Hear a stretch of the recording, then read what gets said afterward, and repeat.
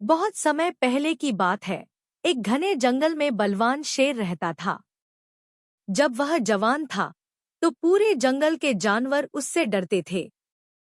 वह हर दिन शिकार करता और पेट भर खाकर आराम करता। लेकिन समय बीता और धीरे धीरे शेर बूढ़ा और कमजोर हो गया। अब उसमें पहले जैसी ताकत नहीं रही थी।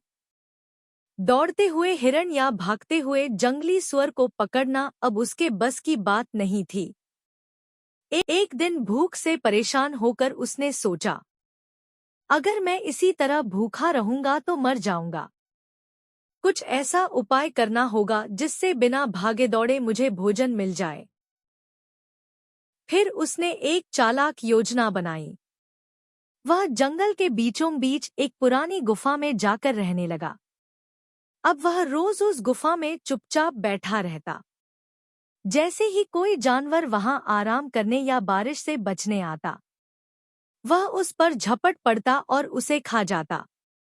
धीरे धीरे बहुत से जानवर गुफा में गए और वापस कभी नहीं लौटे। जंगल के जानवर सोच में पड़ गए, जो भी इस गुफा में जाता है वह वापस नहीं आता। लेकिन कोई भी समझ नहीं पा रहा था कि असली बात क्या है। उसी जंगल में एक बहुत चतुर सियार रहता था। वह बहुत तेज दिमाग वाला था। वह दूर से उस गुफा को देखता और सोचता, कई दिनों से इस गुफा के आसपास सन्नाटा क्यों है? जरूर कुछ रहस्य है। वह धीरे धीरे गुफा के पास पहुंचा। जैसे ही उसने जमीन पर नजर डाली, उसने देखा, अंदर जाने के पैरों के निशान तो हैं, लेकिन बाहर आने के नहीं। वह तुरंत समझ गया, जरूर कोई शिकारी जानवर अंदर छिपा है। सियार ने शेर को जाल में फंसाने के लिए एक चाल चली।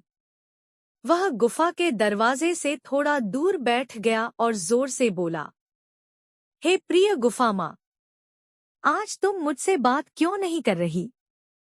जब भी मैं आता हूँ तुम हमेशा स्वागत है बेटा कहती हो।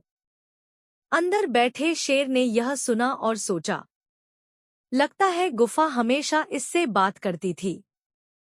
अगर मैं चुप रहा तो यह समझ जाएगा कि कुछ गड़बड़ है। सियार की आवाज में विश्वास जताने के लिए शेर ने भारी आवाज में कहा, स्वागत है बेटा, आओ, अंदर आओ।